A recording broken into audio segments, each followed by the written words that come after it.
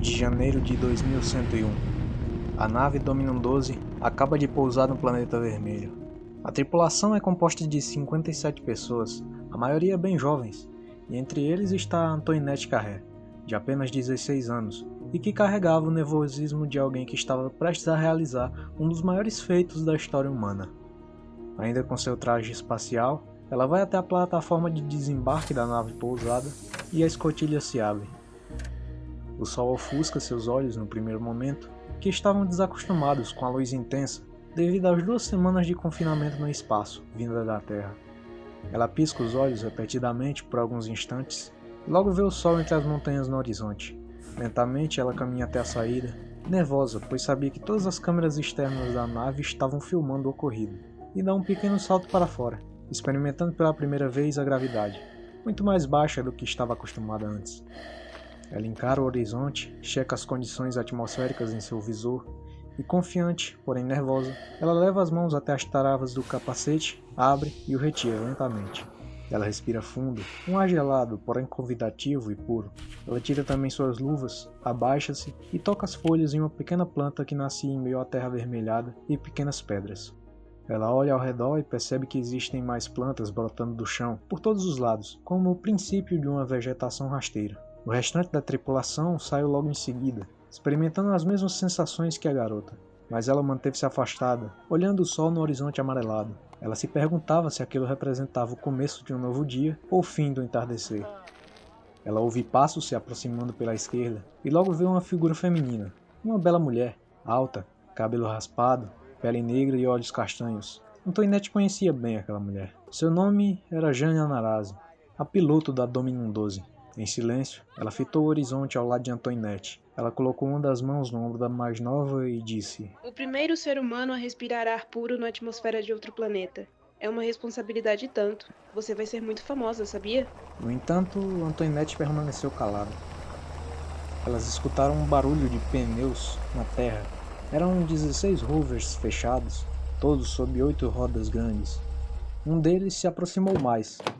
A porta se abriu e um homem alto e forte de cabelos ruivos desceu e veio até Jane e Antoinette. Então a garota percebeu que no pescoço do homem haviam partes de pele transparente, que deixava exposta uma musculatura esbranquiçada, e notou pequenos feixes de luz passando por ela. Aquele não era um homem, e sim um androide. Você é a capitã? Ele pergunta direcionando-se a Jane, e Antoinette conseguiu ver perfeitamente a musculatura sintética de sua garganta contraindo e se expandindo enquanto ele falava. Pode-se dizer que sim. Fui designado para levá-los ao assentamento. O androide misterioso falou sem muita expressão.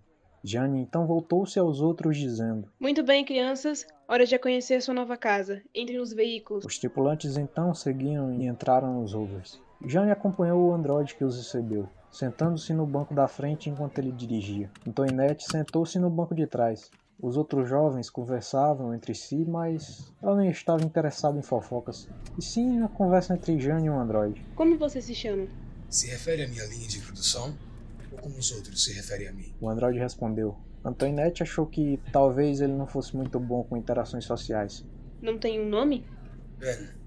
Apenas Ben. Ele respondeu ainda apático. Existem quantos androides na colônia? Apenas eu e Alex. A maior parte do trabalho é feita por drones e robôs. Fazemos apenas a manutenção. Ele respondeu com um olhar fixo para o lado de fora, concentrando-se em pilotar o veículo pelo melhor caminho possível. Ele não estava conduzindo apenas aquele veículo, mas todos os 16 simultaneamente, todos conectados ao seu cérebro artificial. E quantos existem em todo o planeta? 200.527. Tivemos algumas baixas recentemente fora da atmosfera. A estação que controla os escudos magnéticos sofreu impacto. Perdemos muitos irmãos naquele dia. Eu sinto muito. Ela afirmou tentando mostrar empatia para o homem-máquina, e eles ficaram em silêncio por um momento. Ficam sabendo das notícias? Vênus também será terraformada em breve. Parece que a expansão humana não irá parar no planeta vermelho. Neste momento, os veículos ultrapassaram as montanhas, que antes estavam no horizonte, e aqueles humanos viram pela primeira vez um grandioso oceano, estendendo-se até onde se podia ver, e muito à frente, uma imensa montanha que se erguia quase ultrapassando a atmosfera. Aquela era uma das maiores montanhas do sistema solar, o Monte Olimpo. Enquanto os outros se espremiam nas janelas para tentar ver, Antoinette permaneceu quieta, pois sabia que aquela era a sua nova casa, e que teria todo o tempo do mundo para ver os mares de Marte. O rover então desceu até perto da costa, onde existia um pequeno aglomerado de construções rodeadas por uma quantidade enorme de painéis solares. As construções eram como cúpulas cobertas por um telhado de barro escuro, espalhados em uma pequena vila ou cidade. Os telhados em sua maioria tinham formatos ondulados, mas por dentro eram como edifícios modernos, com todos os confortos e necessidades para os novos habitantes humanos. Assim que todos saíram dos rovers, foram direto para suas casas. Todos sabiam qual seria sua função na nova sociedade, pois foi para isso que eles foram treinados a vida toda. Porém, Antoinette acompanhou Ben até um tipo de cais perto da água, em uma grande ponte escura feita do mesmo material que as habitações, estendendo-se por 30 metros. A água era rasa. Antoinette conseguia ver claramente o solo amarelado e as pedras, no máximo a 5 metros de profundidade. O mar era calmo, mas uma leve brisa soprava e formava pequenas ondulações. As luas de Marte não eram grandes o suficiente para causar um efeito de maré que fosse notável sem a ajuda de medições precisas. Ao notar a presença da garota, Ben falou. Posso ajudar em alguma coisa, senhorita? Não, obrigado. A jovem respondeu. Então o androide voltou a encarar o sol, erguendo-se no horizonte perto do Monte Olimpo. Qual é o seu trabalho, Ben? Tenho muitos trabalhos. Eu minero, eu construo, eu faço manutenção dos drones que imprimem as casas, eu cuido do equipamento. Já ajudei a construir mais de 1000 colônias como esta. O planeta é bom para viver? Não sei responder essa pergunta direito. Tudo que eu posso dizer é que já tem as condições perfeitas para vocês. O solo é fértil, rico em minerais, e tudo que plantamos nasce, sem defeitos, sem pragas. Semeamos todos os tipos de vegetação pela superfície, e em menos de 10 anos, o planeta vermelho será tão verde e azul quanto a Terra. Eu conheci uma pessoa que gostaria muito de estar aqui para ver isso. Você permite que eu lhe faça uma pergunta pessoal? Sim, Como se sente sendo a primeira aqui? é estranho, mas acho que é uma coisa boa. E o androide deu um sorriso um pouco torto, tentando mostrar empatia para a humana. Mas não acho justo. Você e sua espécie já estão aqui há muito tempo. Mas esse é o nosso propósito. E para isso que nós fomos criados. Ajudar a humanidade a chegar mais longe. Você já esteve na Terra, Ben? Não. Quero dizer, de certa forma, sim. Eu fui construído em uma fábrica na órbita da Terra.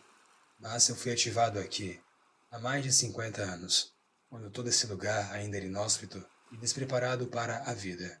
Deve ter sido difícil transformar todo um planeta. Não é difícil quando se tem as ferramentas certas. Alguns asteroides aqui e ali, algumas pequenas explosões termonucleares, um pouco de gelo derretido, toneladas de bactérias produzindo oxigênio, e em algumas décadas você tem uma Terra novinha em folha. Isso é uma super simplificação dos fatos, mas acho que você entendeu. Eu estudava isso no ensino médio. Acho que vou sentir falta dos meus amigos. Poderá fazer novos amigos aqui. Este é só o início da colônia. Muitos outros virão. E então, Jane aproximou-se, segurando um objeto fino e retangular nas mãos. Annie, estamos alinhados com a estação. Alguém quer falar com você. E entregou o tablet para Antoinette sorrindo. Com licença, senhora. Ben falou e retirou-se. A garota olhou para a tela do aparelho, e pela primeira vez desde o pouso, ela sorriu. Quem estava estabelecendo contato era seu pai, George, que estava a 400 mil quilômetros de distância, a bordo da Estação Espacial Interplanetária na órbita de Marte. Ele tinha cabelos escuros e, embora relativamente curtos, estavam flutuando devido à falta de gravidade da estação. Como está minha garota? Estou bem, pai. Que história é essa que você foi a primeira humana em Marte? O pessoal estava indeciso para decidir quem desceria primeiro, então fizemos uma competição de pedra, papel, tesoura e eu acabei ganhando. Você sempre foi a mais sortuda. O homem comentou. Logo em seguida pôde-se ouvir a voz de alguém que estava junto com ele na estação, mas fora do campo de visão da câmera, gritando para Jorge. Passa um favor pra todo mundo e prende a droga do cabelo. Não quero fios presos no meu equipamento de novo. Ele fez uma cara de constrangido e soltou a câmera, e ela flutuou lentamente para o lado enquanto ele prendia os cabelos para trás com um elástico. E com o movimento da câmera deu para ver uma janela com visão para a superfície do planeta vermelho. Jorge pegou seu aparelho e voltou a se comunicar com a filha, dizendo: Parabéns, meu amor. Eu estou orgulhoso de você. A humanidade inteira está. e tenho certeza que sua mãe também estaria. Obrigada, pai. A mãe de Antoinette havia falecido há 2 anos, em uma explosão acidental em um foguete na estação Armstrong, na superfície da Lua. Antoinette deixou que uma lágrima escapasse de um de seus olhos, mas logo a enxugou. Ela sorriu para seu pai, segurando o nó na garganta. Quando o senhor vem? Uma das naves dos colonos irá passar na estação trazendo suprimentos, e quando ela partir, irei com eles. Logo estaremos juntos, filha. A estação espacial perdeu o sinal com a colônia, e a transmissão foi cortada.